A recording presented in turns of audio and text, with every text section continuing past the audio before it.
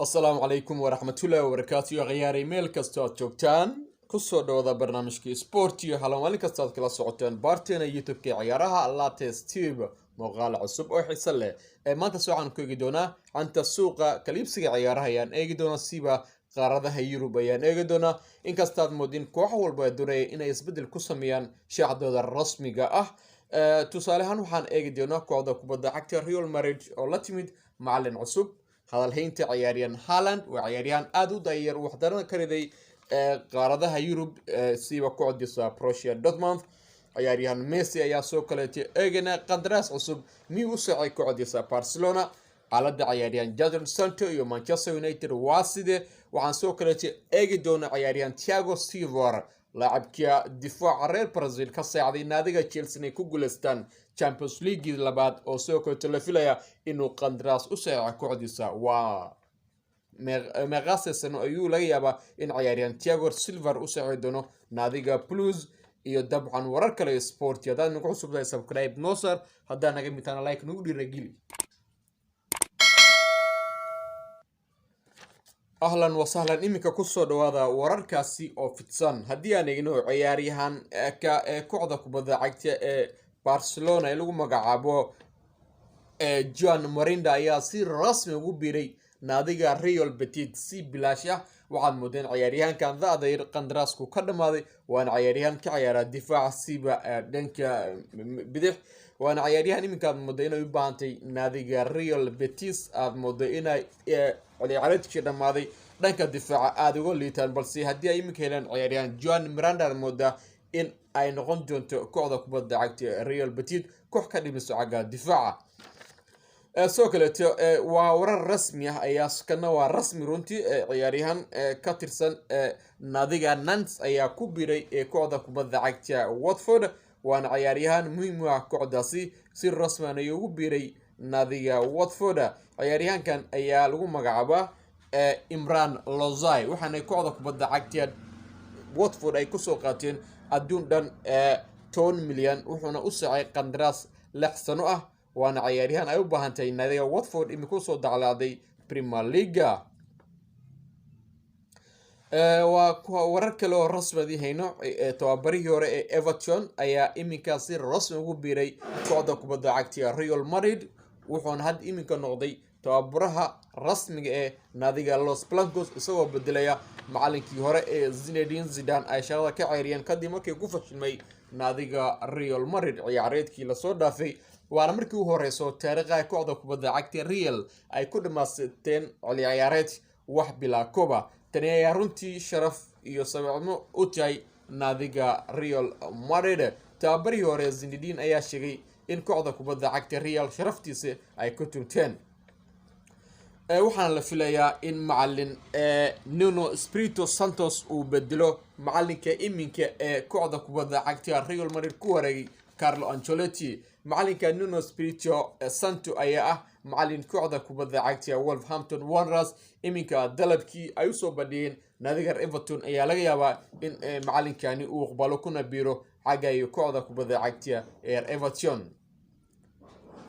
wararka xantiyan hayno ciyaaryahan Haaland ayaa mooday inay doonayaan dhowr kacod oo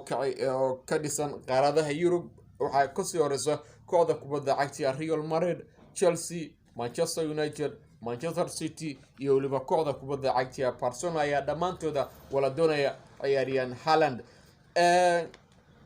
waxa sidoo kale aan ka soo coganay journalista caanka ee reer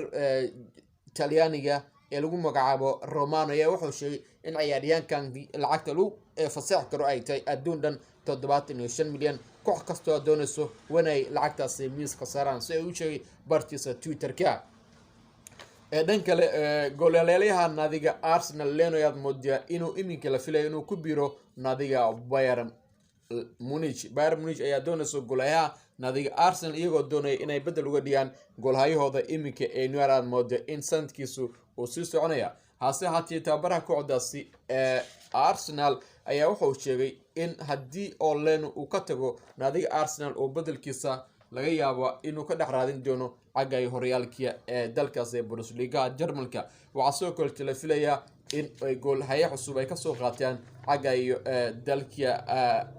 Holland siba goolayaha kooxda kubadda cagta Ajax. Manchester United ayaa weli doonayso ciyaaryahan Jadon Sancho aad moodaa in iminka uu ku jiro tababarkii xulka qaranka Ingiriiska isku diyaarin Euro 2021. ciyaaryahankan ayaad moodaa in United ay si wali oo doonayso waana ciyaaryahan u dhashay dalka Ingiriiska oo ciyaara naadiga Borussia Dortmund. kooxda Dortmund ayaa ciyaaryahankan ku doonaya 90 milyan hase haatee United ayaad moodaa in iminka ay diyaar u yihiin kharash kasto ay doonayso naadiga Borussia Dortmund. haddii aan eegno United ayaad moodaa in dhanka siba garbaha aad moodaa aad uga liitaan. Sancho ayaa u noqon doono mid aan caadi ahayn.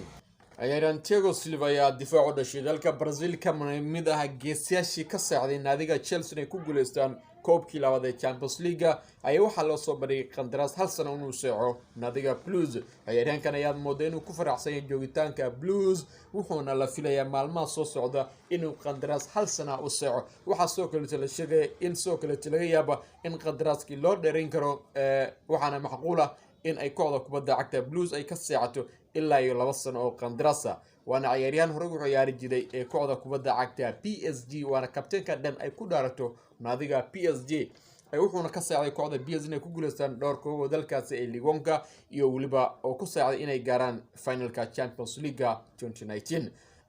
dhanka kale ciyaaryahan Messi ayaa soo kaleetay la filayaa inuu qandaraas 2 sano u seexo naadiga Barcelona. marka rajada kooxda kubadda cagta ee Manchester City horkaayo tababarada Pep Guardiola ayaa moodaa inay noqotay mid aan runtii aan la sadaalin karin mar haddii uu go'aansaday Messi inuu qandaraas 2 sano u seexo naadigiisa Barcelona ayaad moodaa in rajada Man City sida ay ugu dhamaatay. Messi ayaa ciyaaryahan waqtigiisa oo dhan ee ciyaaraha ku qaatay naadiga Barcelona 2 sano u seexay doona ayaa soo kale la dhigi kara in waqtigiisa uu ku dhameysan doono naadiga Barcelona. ciyaareedkii la soo dhaafay ayaa Messi ku sigtay inuu ku biiro horyaalka Premier League siba kooxda kubadda cagta Manchester City oo hogaamiyo Pep Guardiola balse iminka waxaad moodaa in rajadiisa iyo waqtigiisa oo dhan u huri doono naadiga Barcelona. markuu ku soo biiray kooxda kubadda cagta Barca wuxuu sheegay in noloshiisa oo dhan u hibeyn doono naadiga Catalan. ugu dambeyntii